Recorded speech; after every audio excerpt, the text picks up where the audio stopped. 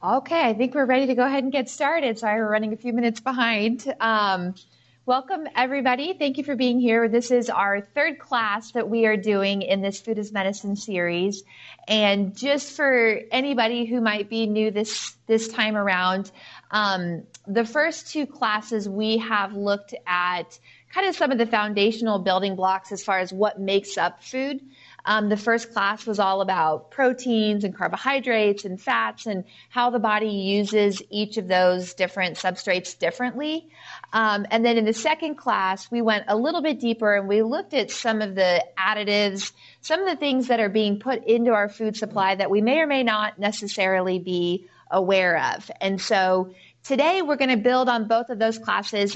Each of these classes stand by themselves. So if you missed the first two classes, I would recommend go back and watch them. They are on our YouTube page. You can go back and watch those at any time.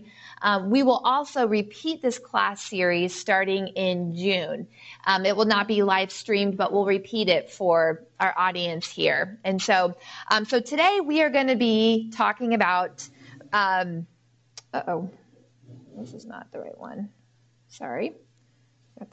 We're not doing last week again. Well, that just killed my punchline, didn't it?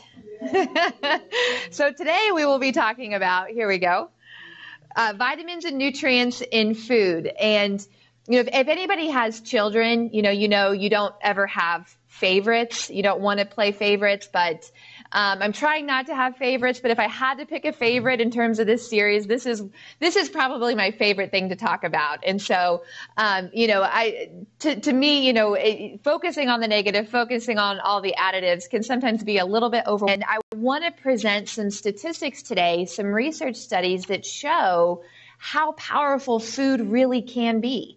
Some of these statistics I'm going to show for some of these foods, if there were drugs that could replicate these statistics, it would be all over the news. Yet we're not talking about it because it's just food. And so, so there really truly is a lot of power in what we're eating. And so as I start all of these classes, I'll start with my favorite quote, and this is especially apropos for today, but the food you eat can be either the safest and most powerful form of medicine or the slowest form of poison. And so today we are really truly focusing on all the medicinal aspects of food. And I tried to cram as much as I could into this lecture. And so I'm not even going to touch on kind of, a tenth of what there is out there to learn about this subject. But hopefully what you'll get is a taste of, like I said, truly how powerful food can be as medicine. And so, as I talked about this a little bit last time, but one thing to really focus on as we kind of go through this, a lot of times when we talk about food, the focus is on what we need to stay away from. All we hear is, sugar's bad for you, wheat's bad for you, corn's bad for you, dairy's bad for you. And I don't know if anybody's ever seen the memes that, people joke that, I'm gluten-free, dairy-free, soy-free, nut-free, and then they show a picture of ice cubes and say, this is my diet right now. This is all I can eat. And a lot of, it's funny, but, a lot of times when we focus on all those things we shouldn't be having, we forget all the things that are out there that we can eat and that truly are medicinal for us. And so today we're really truly going to be focusing on this 80%. And I've found that if people kind of shift their focus away from, focusing on all the things they need to avoid in their diet and just really focus on what do I need, to support my body, what food medicine is going to, help me heal the best. When you focus on that, you don't leave a lot of room for all the other stuff that we know we shouldn't be having anyways. And you can eat a very satisfying diet, that is very rich in a lot of these compounds we're going to talk about that have a very medicinal effect in the body. So as I say, 80-20 rule, but focus on the 80%. And the other thing too, enjoy the 20%. If you're going to cheat, enjoy it. Don't feel bad about it.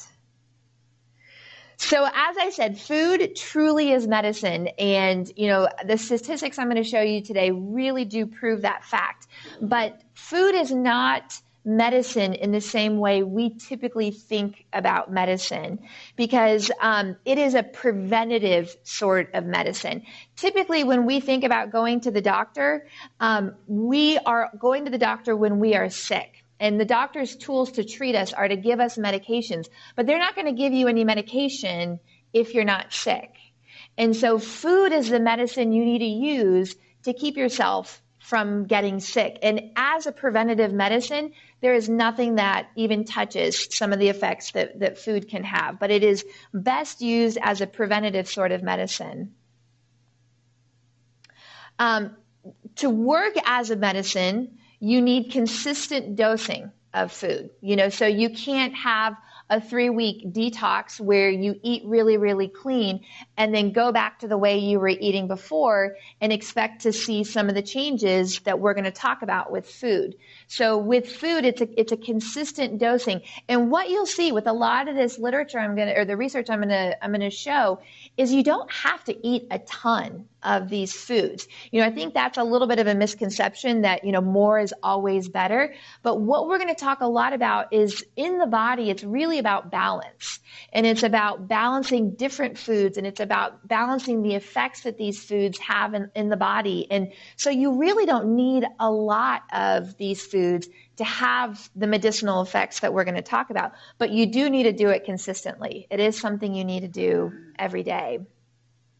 Variety. We all kind of get stuck in our food ruts where we eat the same things. We eat things that are easy for us. But when it comes to the medicinal effects of food, variety truly is key. And one thing I would even add to that is, one thing I'm kind of researching on my own and exploring a little bit more is culturally, what were we designed to eat? If you are from, your ancestors and your heritage is of a Mediterranean descent, or a Native American descent or Hispanic, what is it that your body was designed to eat? And our genetics play a role in terms of, what we do well with. And so choosing a variety and even kind of going culturally and exploring foods that maybe aren't necessarily common to the place you live now, but maybe are more common to where your ancestors came from, and explore, a variety of different foods that are more appropriate to your genetics. And then number 4, eat to your preferences. And if anybody's heard me speak before, especially about food, I love to talk about kind of the intuitiveness of the body. That if we're eating a real foods diet, we are naturally going to gravitate toward the foods that our body needs. And people joke, they're like, well, my body is pushing me towards cookies. Is that what my body needs? Or sugar? And, in probably at some level, there's some truth to that. I always talk about if you crave sugar, you're craving energy, so your either blood sugar is dysregulated or your mitochondria aren't working very well. You're craving salt, you're craving minerals, so you're probably in some form of, adrenal fatigue. And so, so even some of those, quote, cravings we have can speak to what's going on in our body. But especially when you move more and more toward a real foods diet, there are foods you're going to naturally gravitate toward and foods you're naturally going to avoid. And I really think that there is an intuitiveness that we don't quite understand on a conscious level that really can influence our food preferences. And listen to that, and be mindful of that. Don't force yourself to eat something that doesn't make you feel good, even if it is a superfood, even if it is something that everybody else is eating. Listen to your body and listen to what works best for you. When talking about food preferences, I always love to talk about kids, because kids, have they don't have an overly developed frontal lobe, so, they just, are running on intuition. And with a lot of kids, if you move them toward, a whole foods diet, they will have very specific preferences. And I talk about my son, Brody, when he was 18 months old. He used to love peas. I mean, you could put, a chocolate cake and peas, and he would eat the peas by the fistful.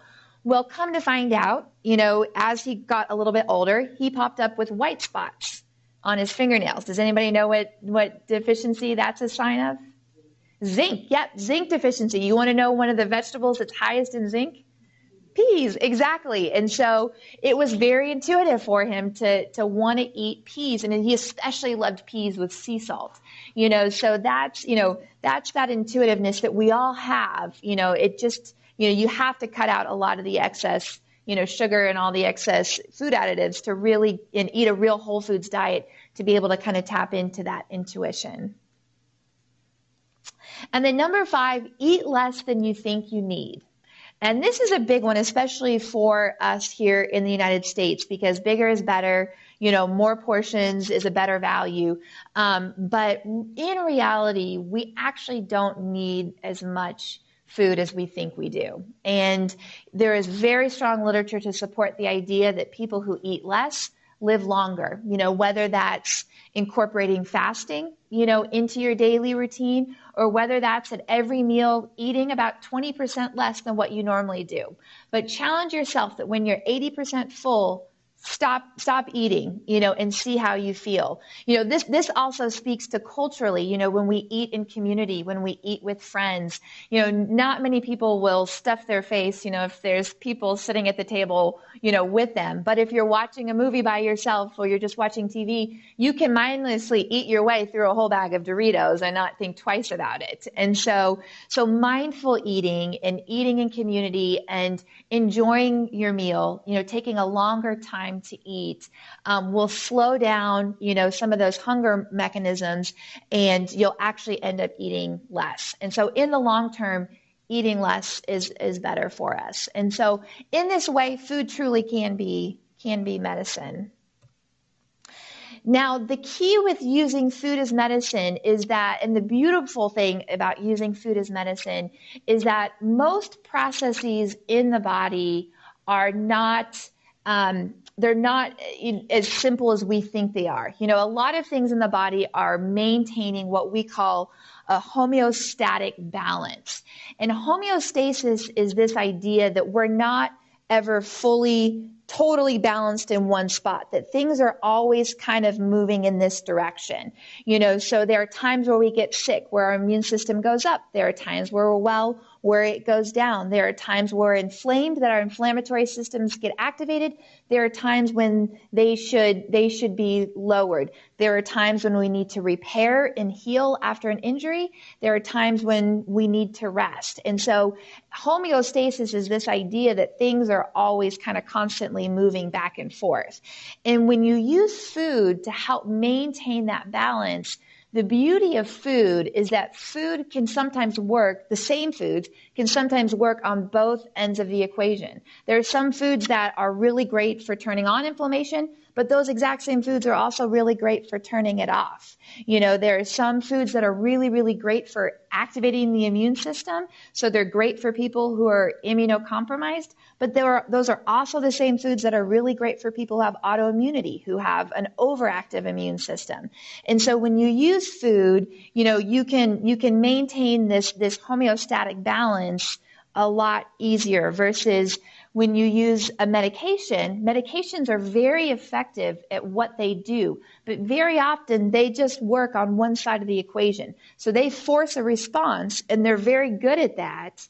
But, as everybody who has ever seen a drug commercial and all the list of side effects of all the different medications that are marketed to us, there's consequences, for only kind of forcing one half of the equation.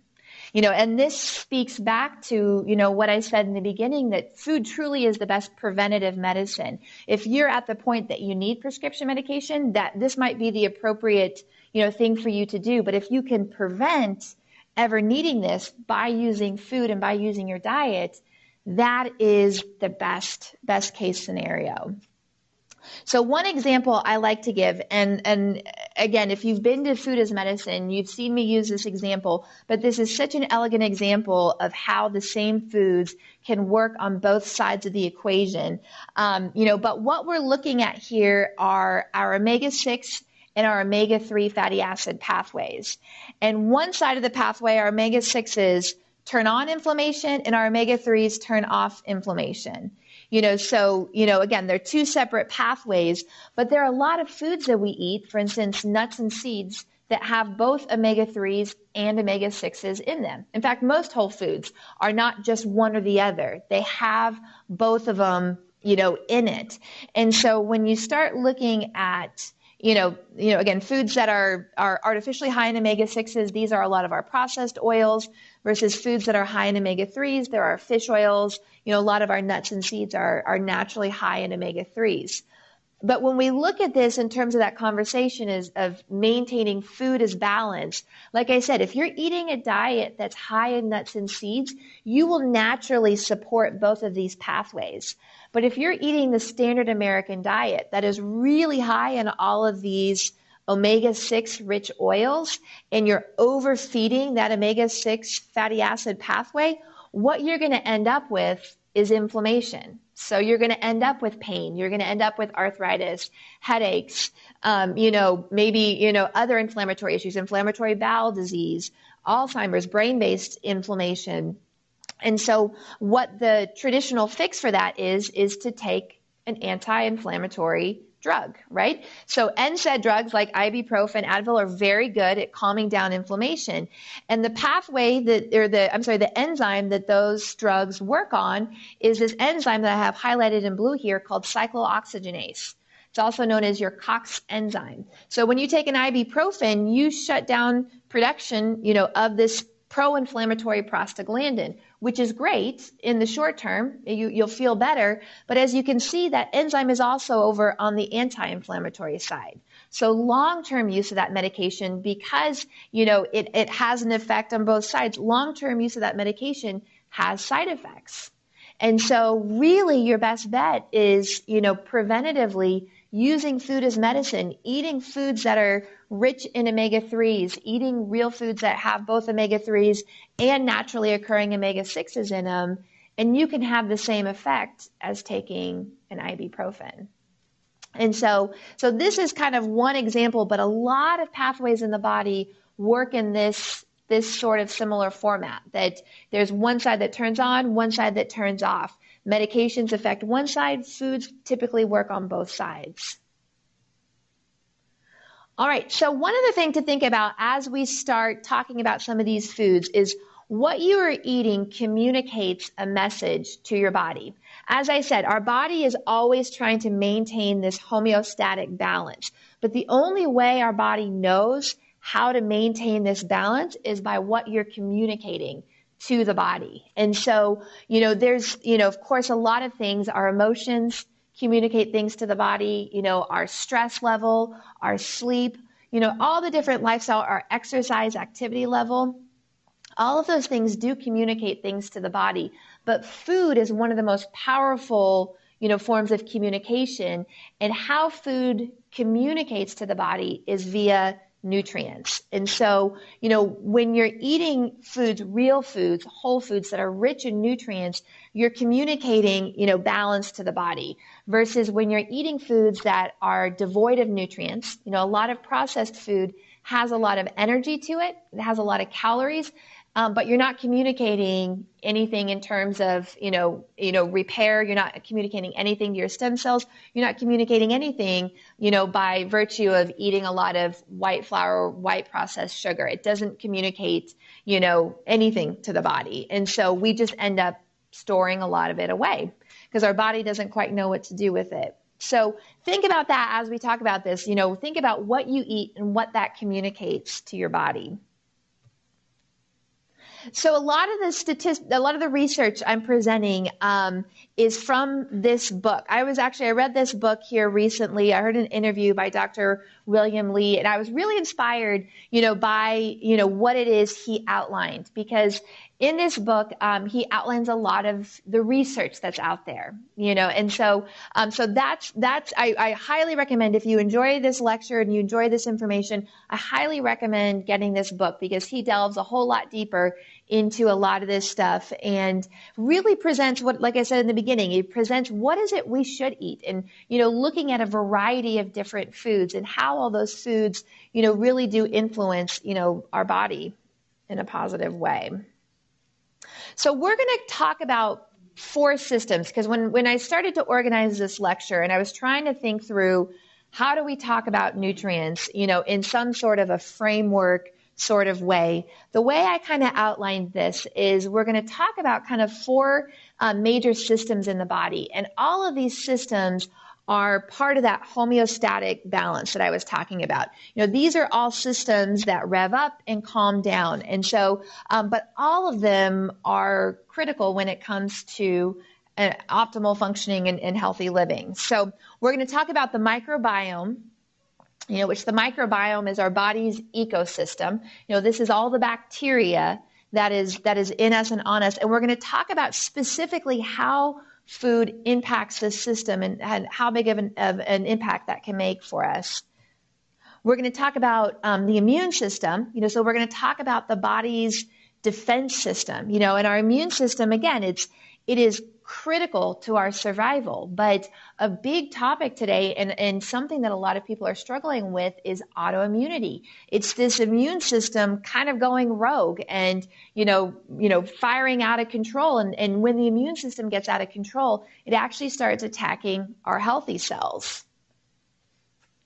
Stem cells, so we're going to talk about the body's repair system, and this is especially important because as we age, we don't make as many stem cells. And so you want to utilize and optimize, the stem cells that you have. And you can use a lot of food to do that. Some of the research I'm going to present, what they showed is, some of these foods don't necessarily, trigger you to make more stem cells, but it makes the stem cells you have work a whole lot better and stick around a whole lot longer. And so they can be a lot more effective in terms of, helping to heal and repair the body. And then we're going to talk a little bit about genetics. When I was making this, I was running out of space. So with a little bit of time, we'll talk about genetics, which, nutrients are one of the biggest communicators to our DNA. Another really big topic today is the field of epigenetics. And what we have found in our genetics research is that there are a lot of things that influence how the body translates our DNA. So if DNA is the blueprint, there are proteins that are responsible for translating that blueprint to build enzymes. And what we're finding is there are a lot of environmental influences that affect how well these proteins do their job and how well the body is able to translate this blueprint, into building, what the body needs to survive. And so all of that is signaled by nutrients. And nutrients that we get from the foods that we're eating. All right, so we're going to first talk about the microbiome. And just to kind of review quickly, the microbiome refers to all of the cells, all of the bacterial cells that are not our own cells that either live in us or on us. So by some estimates, there are 10 times the amount of bacterial cells either in us or on us compared to our own cells. So our bacteria outnumber our own cells. We're more bacteria than we are, our own DNA. And what's interesting is this bacteria exists, of course, in the digestive tract, primarily in the colon, so primarily in the large intestine, the very last stop. This is where, most of this bacteria lives, but you have it the whole way through your digestive tract. You've got bacteria in your sinuses, your mouth. There's even bacteria that can survive in the acid of the stomach. So there's bacteria the whole way through, but we also have a bacterial cloud that's around us. Did anybody know that? So the Charlie Brown, the pig pen model, that's actually pretty accurate for most of us. And, what's interesting is they're getting better and better at sequencing this microbiome to the point that we all almost have a microbiome fingerprint. And there's new technology that's looking at sampling the air of a room that we were in and being able to identify a person that was in that room. So in the other big conversation too is how much with other people. If we've all got a cloud of bacteria around us and we're all in close proximity, who knows how much, this bacteria is communicating, amongst each of us. So this microbiome system is incredibly important. And in terms of the literature, they are connecting most major chronic diseases, to, some deficiencies in our microbiome. So some of the big ones are obesity, type 2 diabetes, metabolic syndrome, so there's a lot of different, even a lot of brain-based issues, autism, Parkinson's, Alzheimer's, they're looking at the connection between the microbiome and a lot of the progression of some of these diseases and coming up with some really interesting connections. And so feeding your microbiome is critically important, and especially in terms of, how our ancestors used to eat. They used to forage. Most of their diet was actually food that they foraged. It was a lot of fiber. It was fiber they were getting from the soil, and it was covered in bacteria. So this relationship that we've developed with bacteria has been developing, for thousands and thousands of years. And so, now I will make one little side note that, up until the invention of antibiotics, bacteria was the number one cause of death, or infection was the number one cause of death, in humans. And so we do have a little bit of a primitive fear when it comes to bacteria, and so we've kind of swung that pendulum, too far in the opposite direction, where we sterilize and pasteurize and everything that we come in contact with. And so I think now with this new research in terms of the microbiome, we're kind of swinging back more toward, a healthy state where we're recognizing how important, this bacteria actually is. And so we need to cultivate the soil, and we need to make sure that we're not doing a lot of things that are affecting that bacteria. So in terms of the research and in terms of foods that, that directly affect our microbiome, this is a list of different foods. So I know this is a lot of words and it's a lot of lists. And if you really want the full list, I would definitely recommend getting Dr. Lee's book, Eat to Beat Disease.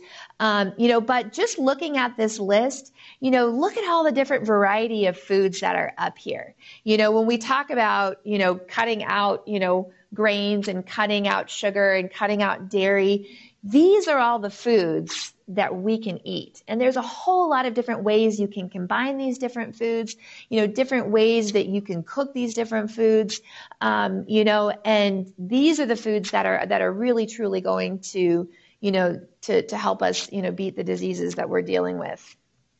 So these are all foods, this first list, these are all foods that help promote, a healthy microbiome. These are what feed a healthy microbiome. These are foods that actually contain the bacteria that can contribute. These are probiotic foods. That first list would be more considered a prebiotic list, if you've heard those terms before. And so these probiotic foods are actually going to help put that good bacteria back into our digestive system. So these are a lot of the fermented foods, that we should be incorporating on a regular basis into our diets. All right, so let's jump on into some of these foods and let's look at how they affect our microbiome. So first category of food we're going to talk about is fiber. And fiber is one of the most important things when it comes to bacteria, because fiber is what the bacteria feed on. Especially insoluble fiber passes all the way through the digestive tract, so that by the time it gets to the large intestine, it is still intact. It is not, our body cannot digest the fiber, but the bacteria that exist in our large intestine can start to break down and ferment the fiber. And when fiber is fermented by this bacteria, they generate what are called short chain fatty acids. The three major short chain fatty acids that we look at are acetate, butyrate, and propionate. And so these are generating energy for our body, from a fuel source that we can't digest, but the bacteria can digest.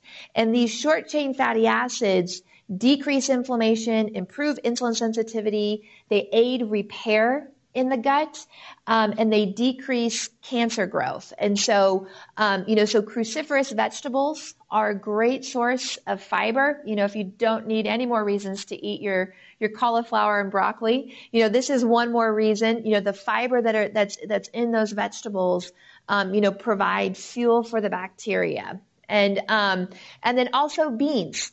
So pressure cooked beans, reducing the lectin count in beans. Beans can be a great source of fiber, for these bacteria as well. So in the late 2000s in the University of Florence, they compared a diet of kids that were in Burkina Faso, West Africa, versus kids that were in Florence, Italy, that ate kind of a more modern diet.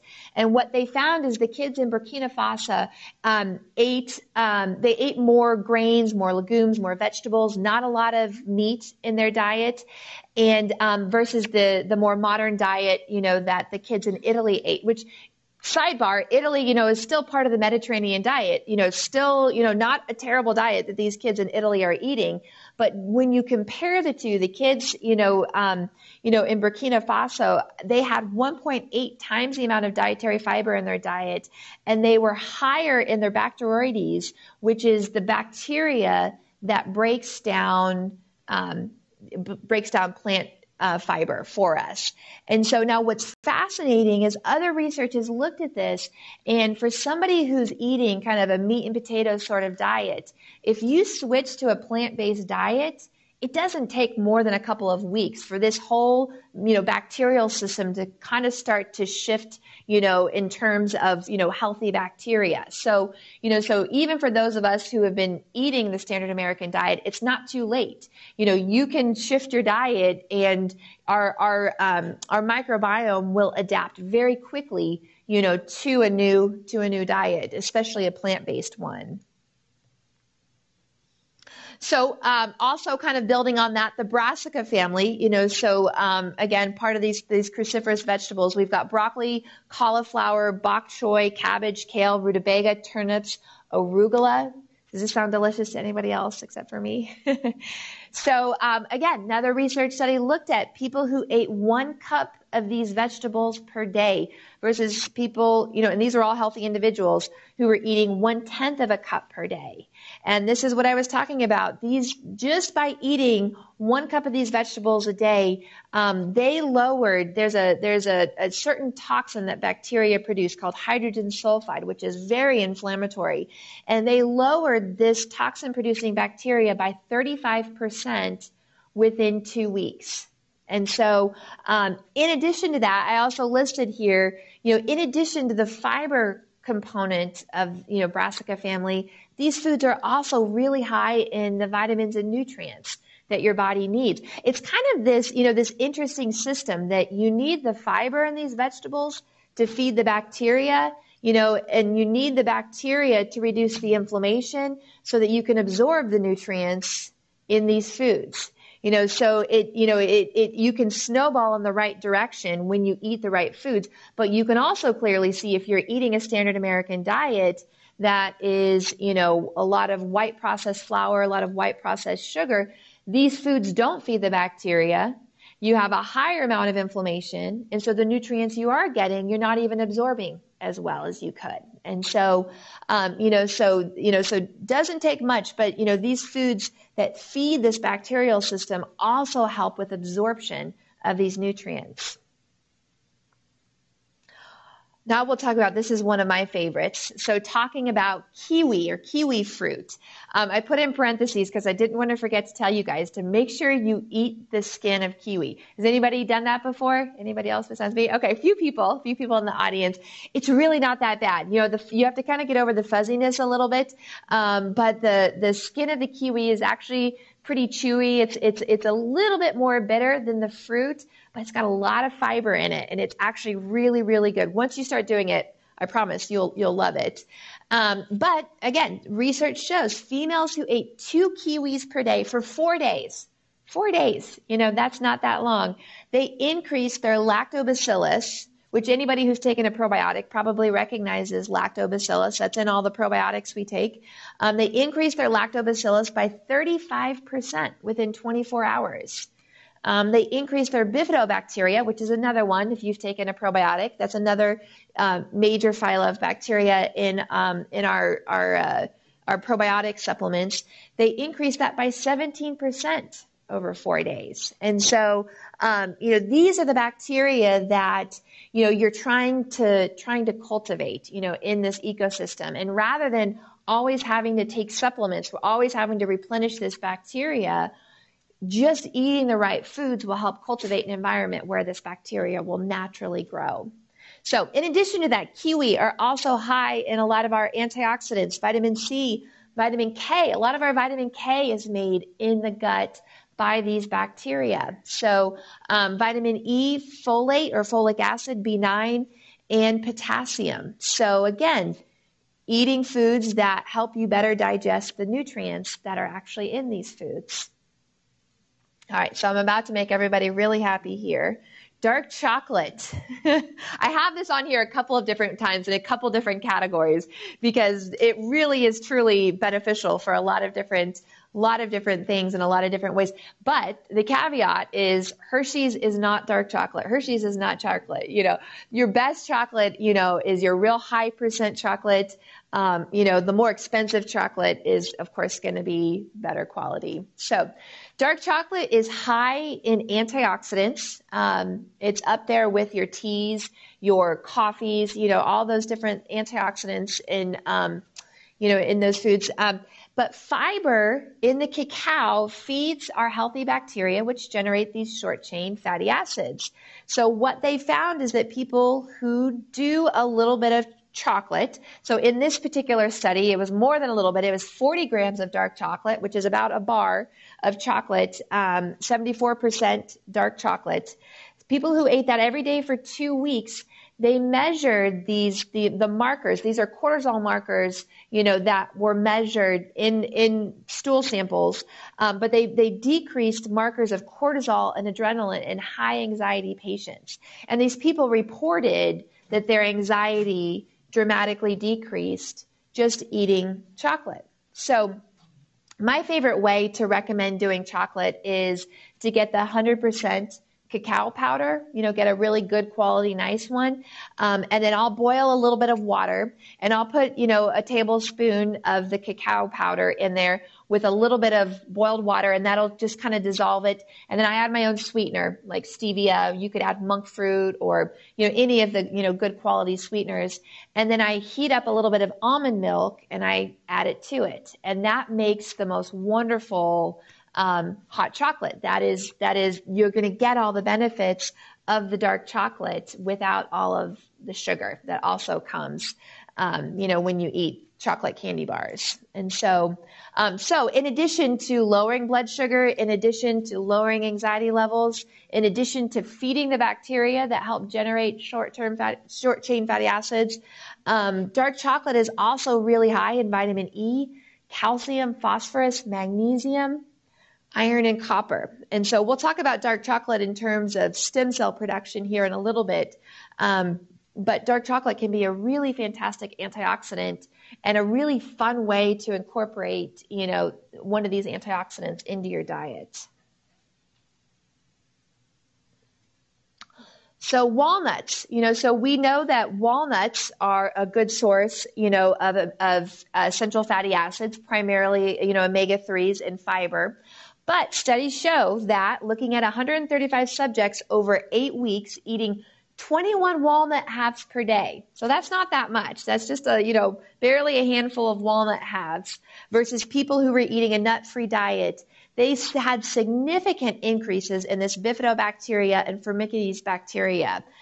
In addition to that, not only increasing the good bacteria, this study also showed that they decreased the bad bacteria. So Clostridia or Clostridia bacteria, that category of bacteria is an extremely pathogenic bacteria. If you've ever heard of a C. diff infection in hospitals, it's deadly. C. diff is a Clostridia difficile infection. And so eating walnuts on a regular basis increase your good bacteria, and it helps maintain control of the bad bacteria. And so you can kind of start to see if you were to combine, a dark chocolate bar with some walnuts, or you start combining some of these foods, how you could even magnify, the effects that these foods are having, on our system. So in addition to that, I listed the nutrients here that walnuts are also high in, your iron, selenium, calcium, zinc, vitamin E, and even some of the B vitamins. So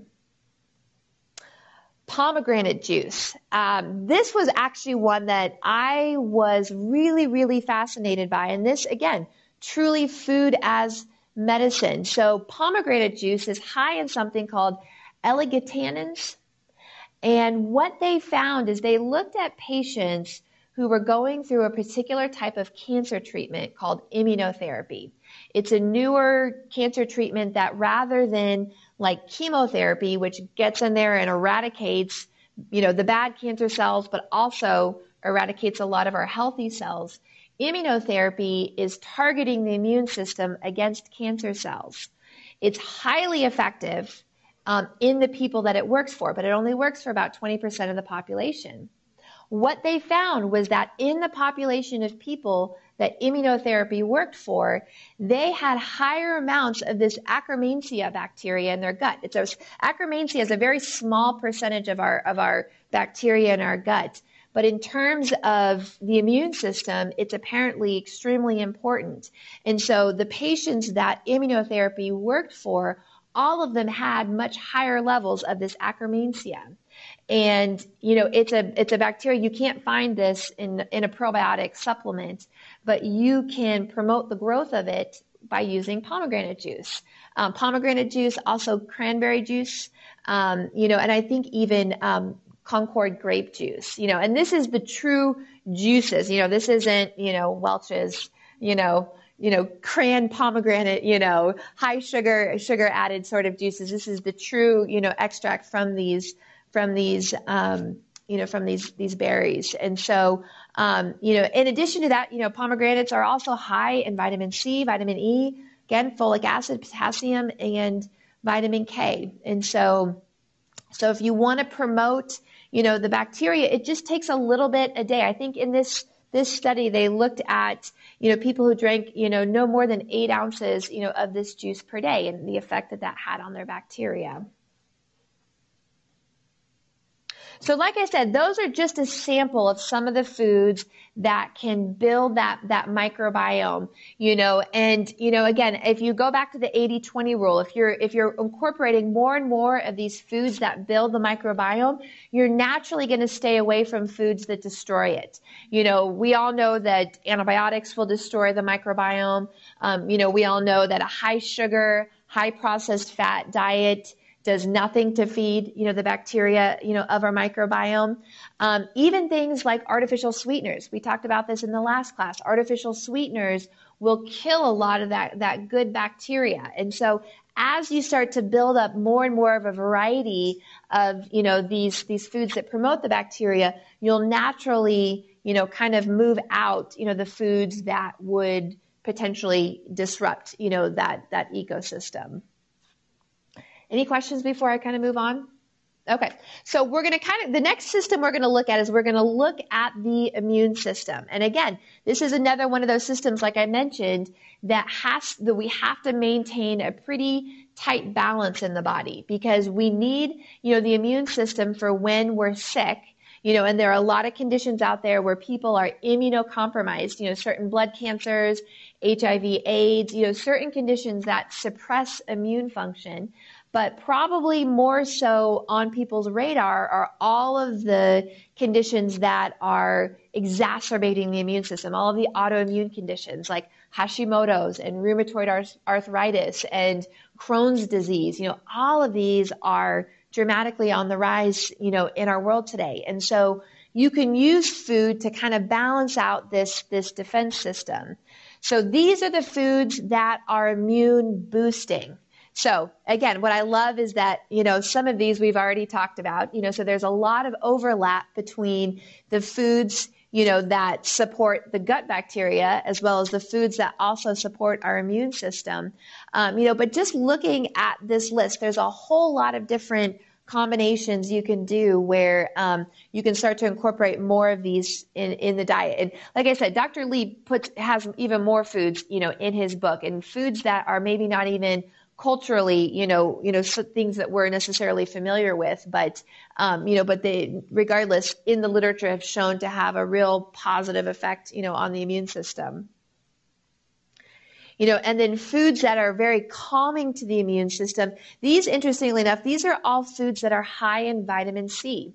So here at the Riordan Clinic, we use a lot of high dose vitamin C, in the treatment of autoimmunity and cancer and inflammation. And, but yet there's a whole lot of different foods that you can incorporate into your diet that can have that effect on a daily basis. All right, so let's talk about a few of these. So mushrooms. How many people like mushrooms? Yes, I know. I love mushrooms. So mushrooms are a great source of a type of fiber that is very stimulating to the immune system. So research studies showed 20 healthy volunteers were given 1.3 cups of white button mushrooms. So these are the very common mushrooms that you can find at the grocery store. 1 1/3 cups is not a whole lot, but they were given, 1.3 cups of white button mushrooms per day for 1 week. 1 week, that's it. And what they found was they had an increase in salivary IgA and IgG by 55%. So IgA and IgG, these are the immunoglobulins. These are, what help our immune system fight, any of the antigens that we get exposed to in our environment. So real strong, immune boost just by incorporating, mushrooms into the diet. Mushrooms are also a really great source of B vitamins. Aged garlic. Anybody? My husband will not eat garlic. And so, but I sneak it in our food anyways. Anybody else not a fan of garlic? Garlic is, and this is something that we know. There's a lot of old kind of Ayurvedic medicine. There's a lot of garlic that we know that naturally is supportive for the immune system. I had an Ayurvedic professor in naturopathic school that used to say, take, like 5 big cloves of garlic and put them in the microwave for about 10 seconds and you'll zap, the enzymes that make garlic really pungent. So it almost doesn't have any flavor. And she said, just pop those in your mouth and eat them. And anytime you're sick. And she's like, that'll help clear up an infection very, very quickly. And so this study, confirms what, traditional wisdom, some of these ancient cultures already knew that 120 individuals consumed aged garlic extract for 90 days, and they had a significant increase in their immune T cells and natural killer cells. And they also found that the T cells they had could replicate themselves 8 times faster compared to the placebo group. So not only did they have more of these cells, but in the people that had the garlic, these cells were a whole lot more robust compared to the T cells of the group that did not have the garlic. And so real strong modulating effect on the immune system. And then again, we also have the other nutrients that garlic is high in addition to the immune system effect. This is one that I love, and again, you can combine these. You can cook garlic in extra virgin olive oil with your vegetable, with your brassica vegetables, your cruciferous vegetables, and voila, you have a beautiful meal that stimulates your microbiome, improves your immunity, and it's beautiful. And so extra virgin olive oil is high in something called hydroxytyrosol. The oleic acid and then the oleocanthal. That one I'm not familiar with, but hydroxytyrosol, I was really, really excited to read this because here at the Riordan Clinic, we are actually going to be unveiling a new supplement that is high. It's a supplement of specifically hydroxytyrosol. So you get this hydroxytyrosol from olive leaf extract. And what we have found, what the research has found, and we have confirmed with research here, is that people who take high amounts of this hydroxytyrosol will actually reactivate the enzyme that helps us endogenously make vitamin C. So we all know vitamin C is one of those nutrients we have to get on a consistent basis because somewhere along the way we lost the ability to make vitamin C.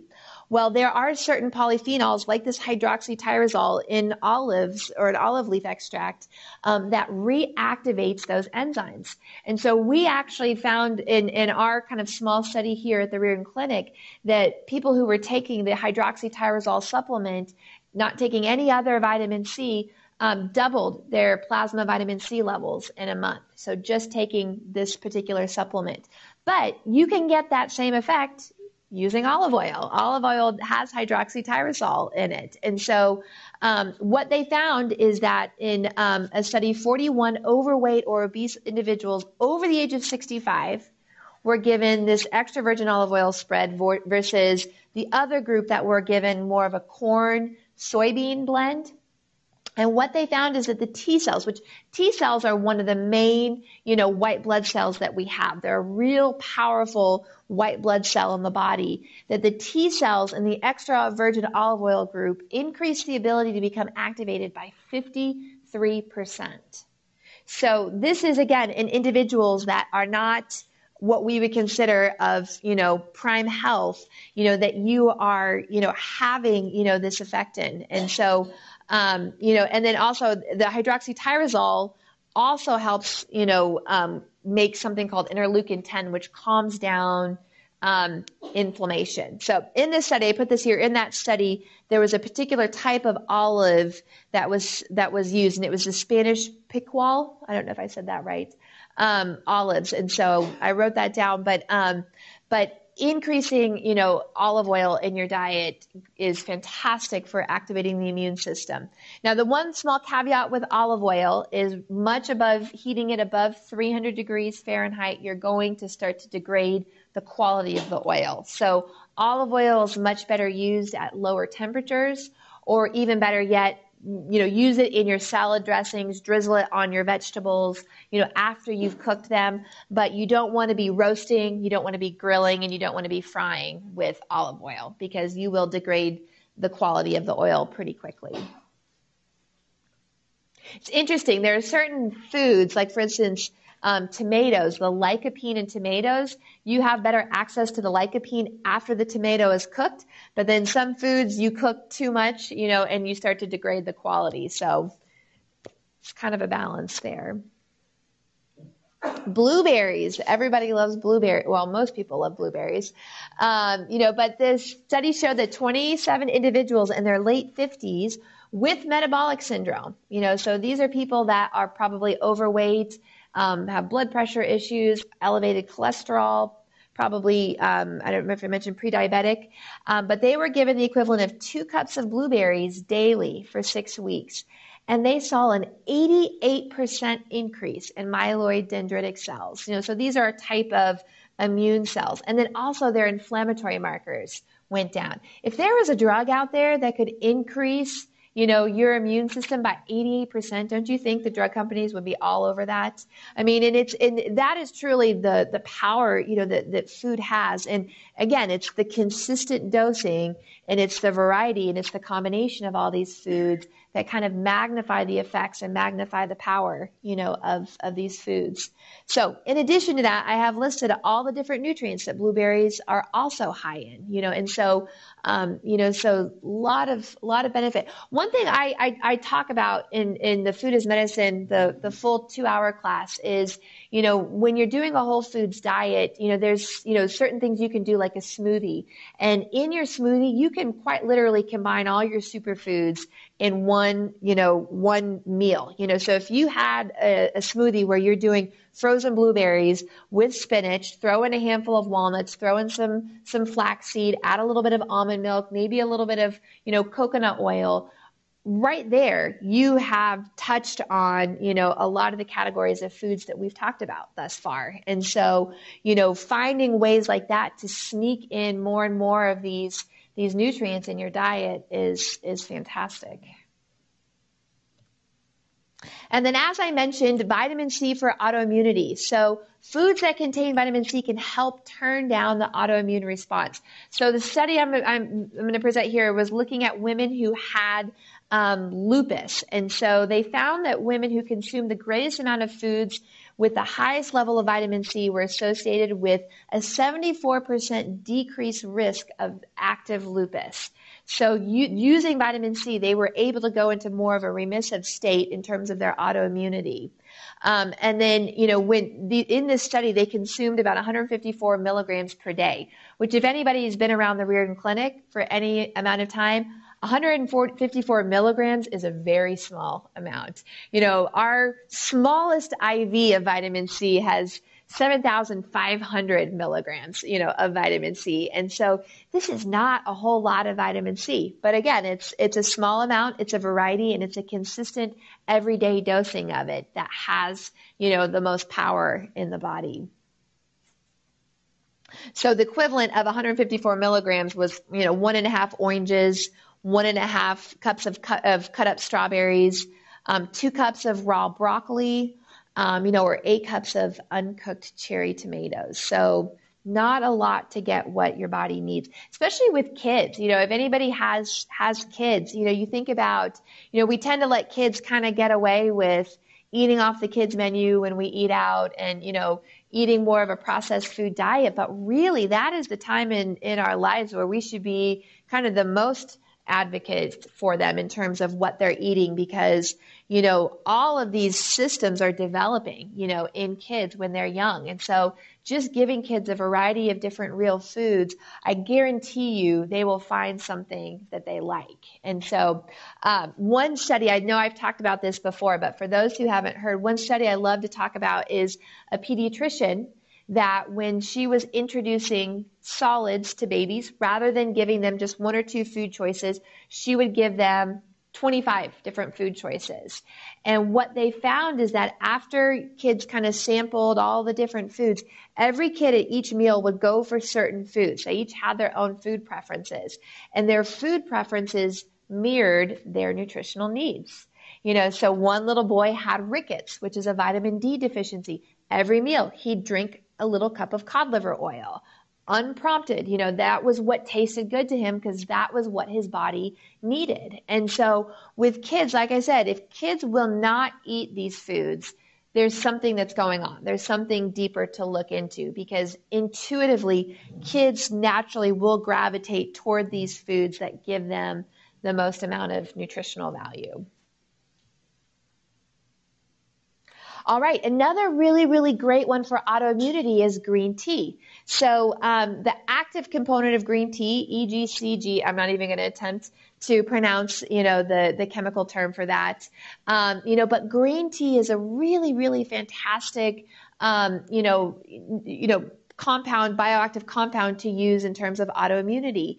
And so it lowers the number of pro-inflammatory T cells, and it increases the amount of Treg cells, which Treg cells are helpful in terms of managing autoimmunity. And so again, looking at women with autoimmunity, with lupus, who received green tea extract over 3 months, which is their equivalent to about almost 5 cups of green tea, they saw a reduction in their lupus disease activity 2-fold. And so, one of the lab markers for lupus is anti-DNA antibody, and that was lowered, in most of the individuals, and their quality of life, was 30% improved, according to what they reported. And so, again, one thing that you can incorporate on a daily basis, has anybody tried matcha before? Matcha is a green tea. Don't get it at Starbucks. It has way too much sugar. But you can make your own matcha tea, your own green tea at home, and it's delicious. And so just finding little ways to incorporate stuff like this on a daily basis. This is what I do. I drink tea, especially in the wintertime. I drink tea and I just build up my bags. So I add one and then I add another one. And so by the end of the day, I have about 4 or 5 bags and a really, really strong tea. But it's a great way to get hydrated, keep your fluids, but tea also has, again, a really powerful effect on the immune system.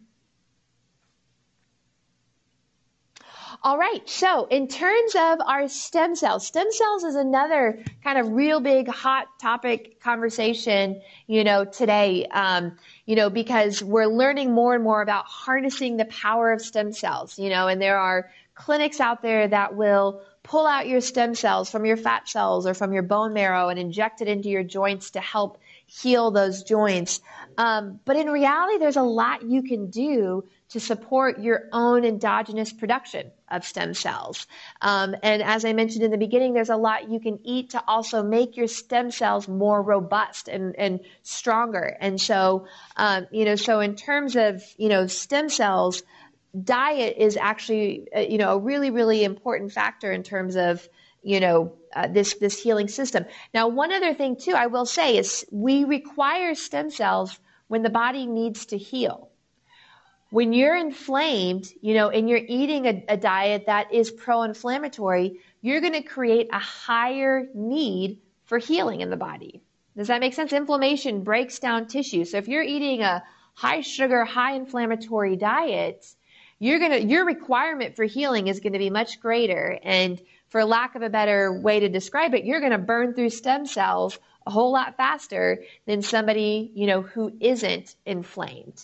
And so, if you're interested in the topic of stem cell, I highly recommend this book. This was actually written by Dr. Neil Riordan. He is Dr. Hugh Riordan, who started, the Riordan Clinic. It's his son, and he started his research here at the Riordan Clinic looking at different compounds that affect stem cell production. And that led him down a path to where he actually has a clinic now down in Panama where he uses placental stem cells in the treatment of a lot of chronic disease, a lot of autoimmune disease, and so cancer. But his book is really, really fantastic. But one of the things he talks about in his book is, one of the things that changes as we age is we don't make stem cells as well as we did when we're young. Up until the age of 30, our bodies are all about growth and proliferation, so growth and the birth of babies.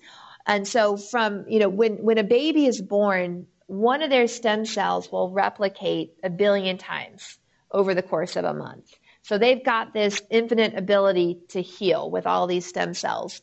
By the time you hit the age of 30, that same one stem cell is replicating 100,000 times. So that's the magnitude that you decrease by the time you hit 30. By the time you hit 60, sorry to say, that same one stem cell is only replicating 30,000 times, approximately 30,000 times.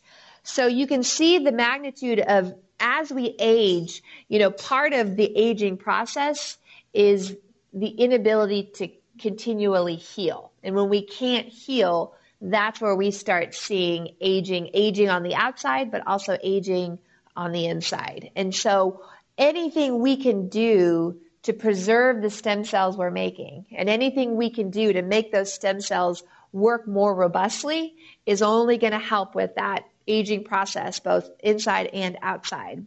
So foods that are stem cell boosting, these are the foods. Again, there's a lot of really fun foods on here. Beer's on there. There's red wine, there's dark chocolate, again, everything in moderation, everything in balance. But these are the foods that really help boost production of our stem cells. Versus there are also cells that are cancer killing cells, because again, our stem cell system is a system that we want to maintain balance. We need growth, we need repair, but we want that in the areas, where we need regeneration. We don't want stem cells proliferating that are proliferating cancer cells, because there are cancer stem cells also. And so we want to, again, balance this system that a bit is good, but too much, might be bad. And so, so balancing again, if you compare the two lists, there are a lot of crossovers between, cells that will promote stem cells, but then also, foods that will dampen, cancer cells they're cancer killing cells. And so again, this is where food maintains a balance much better than any medication could. So here we are again, back at our dark chocolate, revisiting this. So again, high in antioxidants and flavonoids, and the flavonoids in chocolate are what help recruit stem cells. So in this particular study, 16 people with coronary artery disease were given a hot cocoa drink that contained high levels of stem cell producing flavonoids. They drank this 2 times a day for 30 days. So again, relatively short amount of time. That doubled the amount of stem cells in circulation and improved their blood flow compared to the beginning of the study. So within 30 days, just incorporating this, they saw pretty dramatic changes. And part of that I have highlighted here, dark chocolate is high in magnesium, and magnesium is really fantastic for blood flow, for dilation of the blood vessels. And so, so incorporating that hot cocoa drink I was talking about might be a great way to help boost your stem cells. Another way to do that hot chocolate drink I was talking about is to add it to your coffee. Add a little bit of cocoa powder to your coffee and, make a mocha, out of it. But make a real mocha. Don't make the Starbucks brand mocha that is high in sugar. Fish oil, so again, another reason to incorporate more fish oil into our diet. We know omega-3 fatty acids lower inflammation. That was the chart I presented, at the beginning. But when they looked at a study where they fed mice either an omega-3 diet versus a corn oil diet, which again, corn oil diet is not outside the realm of possibility here in America. Just look at all the different processed foods we eat.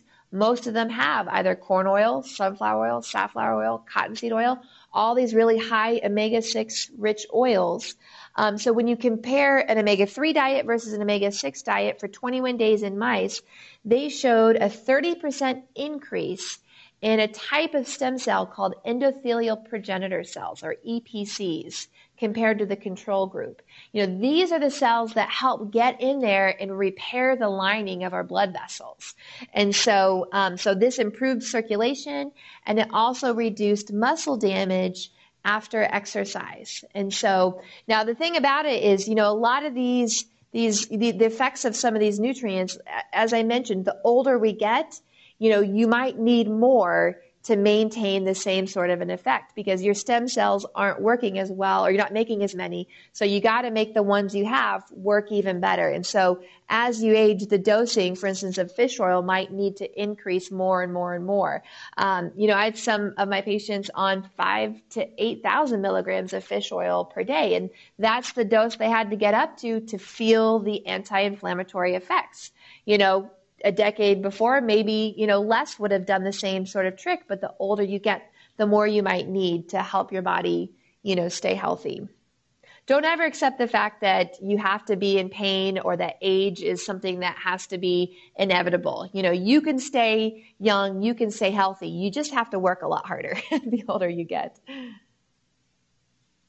Turmeric and resveratrol. These are two really, really fantastic compounds that are in the foods that we eat. So turmeric is the active ingredient is curcumin, which again is so well researched that a lot of conventional doctors are putting patients on curcumin or turmeric supplements. This has an anti-inflammatory, antioxidant, anti-angiogenic, which basically means it prevents the building of blood vessels. That's something that Dr. Lee talks a lot about in his book in terms of cancer. Most cancer survives because it gets a blood supply. So this angiogenic system we have, again, it's a balance. We need blood vessels to transport blood and oxygen all over our body. But if that system becomes too proliferative and it starts feeding cancer cells, that's how you develop a tumor. And so turmeric has an anti-angiogenic effect, meaning it helps decrease blood supply, to a tumor, to a cancer that's developing. And it also has pro-regenerative properties. And so what they found that in diabetic mice, turmeric, regular supplementation of turmeric increased those endothelial progenitor cells by 2-fold. So, almost doubled the amount of those endothelial progenitor cells. And it also increased blood flow dramatically, which is extremely important in people who are diabetic. Resveratrol, this is the compound, the antioxidant compound that's in grapes and red wine, blueberries, cranberries. It's also in peanuts and pistachios. I learned that. I didn't know that it was in both of those also.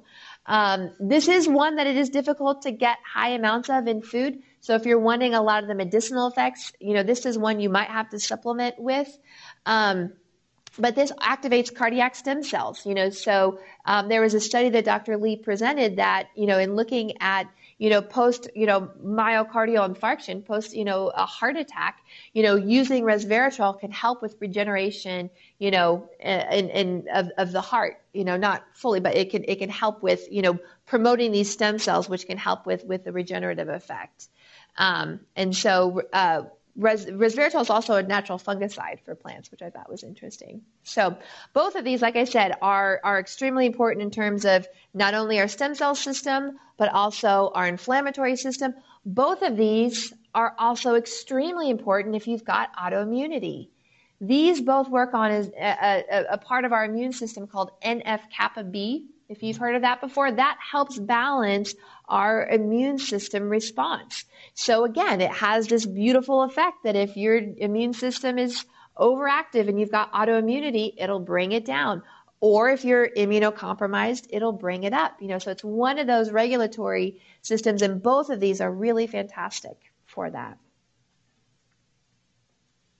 Okay, cholinergic acid. So cholinergic acid is found in high concentrations in coffee, black tea, blueberries, peaches, eggplant, and also bamboo shoots.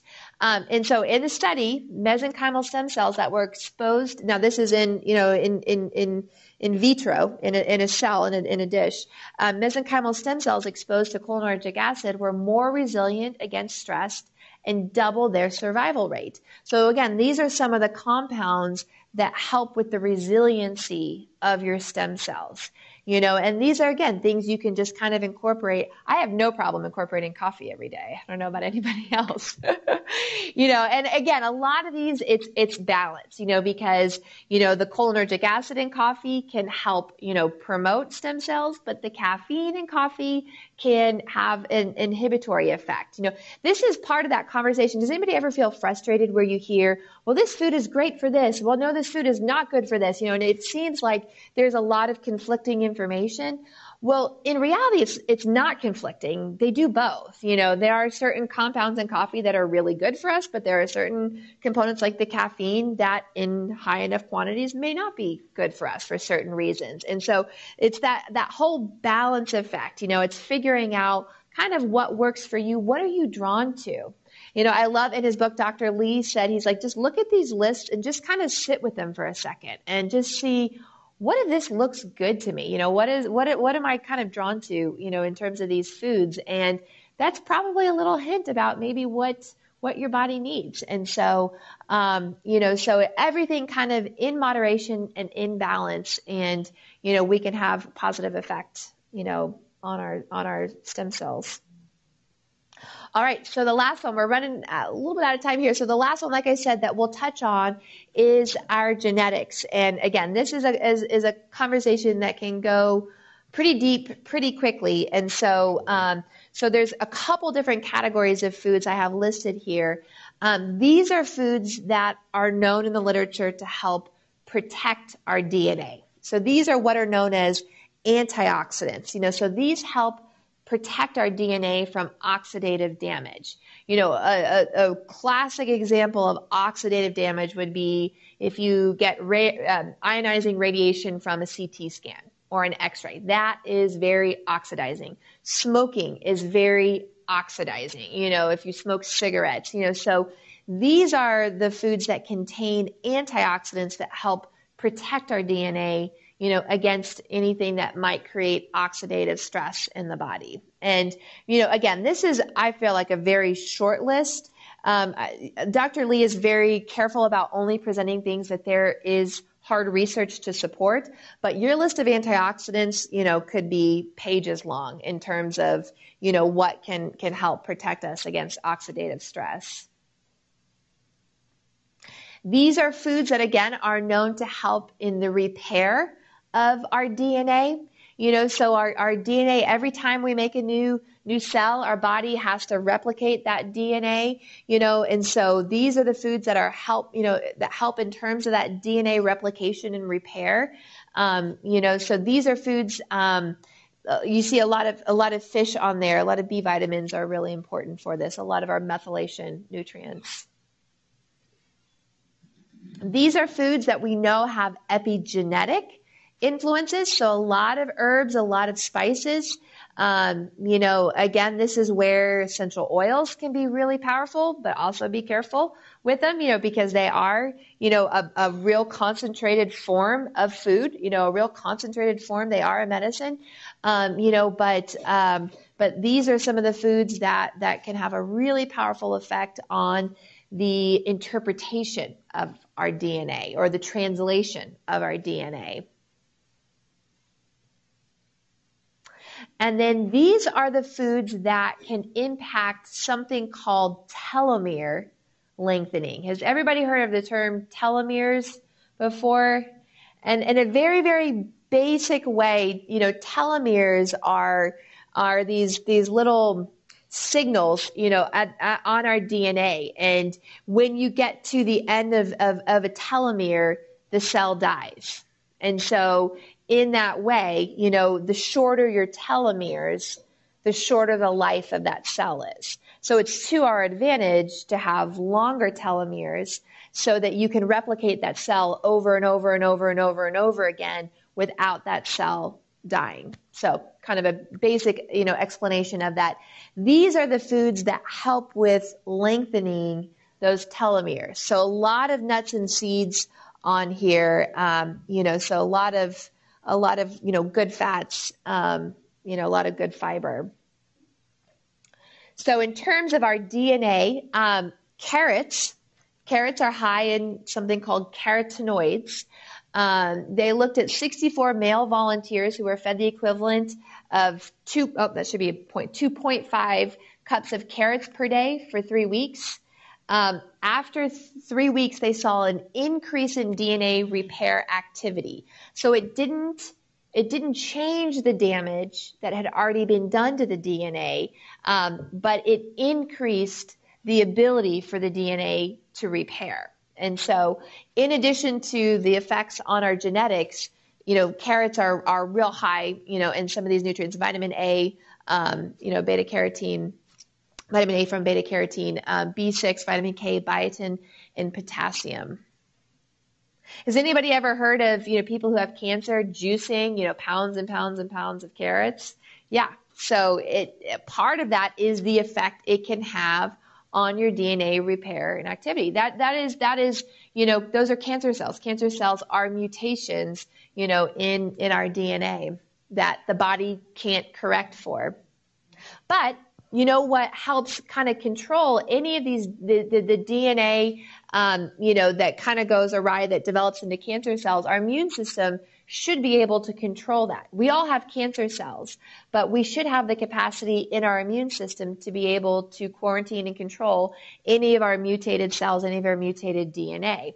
This is where all of these categories, even though we have 4 separate categories, they all overlap.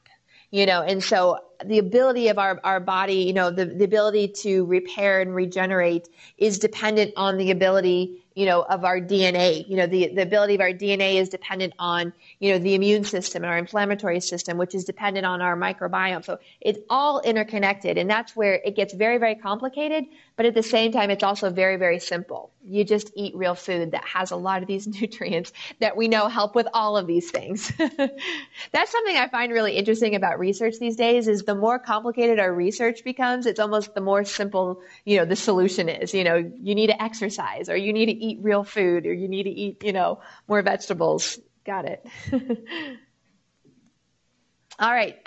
Lycopene. So foods that are high in lycopene. This is another one that's real important in terms of DNA replication and repair. So tomato, watermelon, guava, pink grapefruit. And so in a study, they looked at white blood cells exposed to ionizing radiation, which is what damages DNA, and it kills, in this particular study, this was, again, an in vitro study, and this ionizing radiation killed most of the cells. Well, the cells that were exposed to lycopene prior to the radiation had DNA with significantly less damage. So lycopene was protective against, the oxidizing effects of that radiation. we've seen this to be true in a lot of our cancer patients. Lycopene is very protective, especially against reproductive cancers.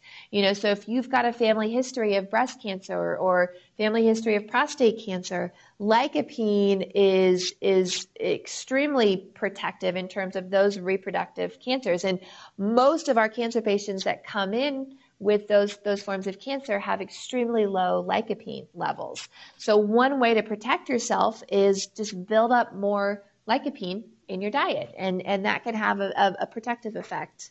It also has a protective effect against DNA damage caused by H. pylori. This is the infection that is associated with stomach ulcers. All right, I saved one of my favorites here for close to the end, coffee. So drinking coffee is associated with longer telomeres. And so if anybody knows me, I have super long telomeres. I love my coffee. In a massive study, this is looking at over 500,000 European men and women. Coffee consumption was associated with a reduced mortality. So all-cause mortality, death, reduced by 12% in men and 7% in women. And so again, it's the antioxidant components of coffee, not necessarily the caffeine components of it. But coffee can be extremely protective, in terms of our antioxidant systems. Nuts and seeds. This is another one of my favorites. So in addition to, being high, in fiber and, these other components, looking at 22,000, almost 23,000 male doctors showed an association between eating 5 or more servings of nuts per week and a 26% lowered risk of mortality, risk of death. And in a different study that showed a 39% reduced risk. Can you imagine? I mean, again, if there was a drug you could take that reduced your risk of death by 40%, wouldn't everybody kind of jump on that? Well, here it is. It's nuts and seeds, and so and it doesn't take a lot. Like I said, in the walnut study, it was 21 walnut halves, about a handful of nuts. So the more nuts and seeds consumed, the longer the telomeres. So again, for every 10 grams of nuts or seeds consumed per day, telomeres were 8.5 units longer over the course of a year. So just to give you perspective, 10 grams of nuts or seeds, that's 9 cashews, or 7 walnuts, or 6 almonds, or 4 teaspoons of flaxseed, pumpkin seeds, or sunflower seeds, or 2 teaspoons of sesame seeds. So not a lot, just a little bit every 10 grams, that telomeres were 8.5 units longer over the course of a year. So just incorporating, nuts and seeds, a handful of nuts and seeds on a daily basis, can lengthen the life of your cells by virtue of the telomeres. To me, that is amazing. That is pretty powerful. So I put on here, let's make this our new farm. Get the pun? Pharmacy. And so truly, when you walk into the grocery store, or even better yet, if you're shopping at a farmer's market, or even better yet, if you're growing some of this stuff, in your backyard, think about, truly the power behind, the medicine in foods, to me, it really truly does, blow your mind how powerful this stuff is and how easily we kind of discount, the power that food has. And again, remember, it's consistent dosing. It's a variety, of foods. And it's just eating less of most foods. It's staying away from all the foods that also rob these nutrients from our body and create more oxidative stress. And so, so it doesn't take a lot to make a big difference in the body. And I always say this, what you eat is what you will crave. So if right now, if you're craving sugar, if you're craving, certain foods, switch to this diet, commit to doing it for 60 days. And I guarantee you by the end of 60 days, these are the foods you're going to be craving. And you're intuitively going to gravitate toward, some of these foods and it's most likely intuitively what your body will need. So, all right, that's all. I'll take some questions. We're a little bit over, so if you need to leave, feel free, but I'll take some questions if anybody has questions about, yes. Under the immune system, you talk about age, Uh-huh. So the aged garlic doesn't have kind of the pungency, like fresh garlic is real pungent. So the aged garlic, as part of the aging process, it actually is fairly odorless. And so, again, I'm not sure why exactly it becomes stronger that way, but it's when you age it, or even when you cook it. You know, if you cook garlic, it takes on a much more mild flavor compared to if you eat it raw. And so it is one of those that as you break some of those enzyme bonds, I think it's just more bioavailable for the body. So, yeah.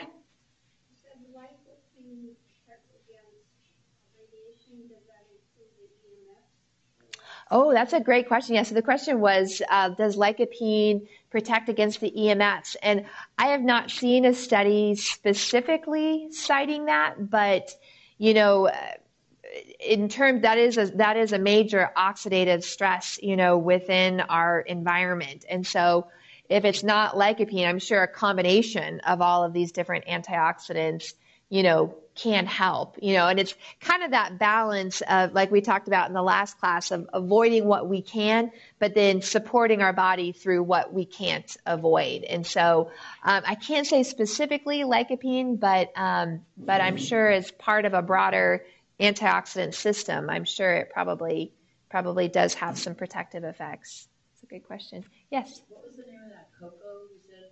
How do you know it's dark? Oh, okay. So the question was, how do you know it's cocoa? So it's the non-sweetened, just baker's cocoa. You know, so get a better quality. Don't just get the Hershey's, but it's, you know, baking cocoa is 100% cacao powder. So it's very bitter. You know, it doesn't taste good. And so unless you add a little bit of sweetener to it. So it's just the 100% cacao powder.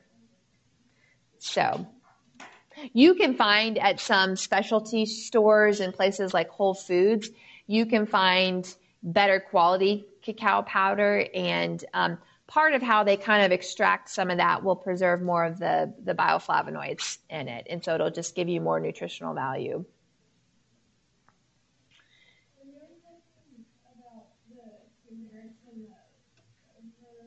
Uh-huh. Yeah.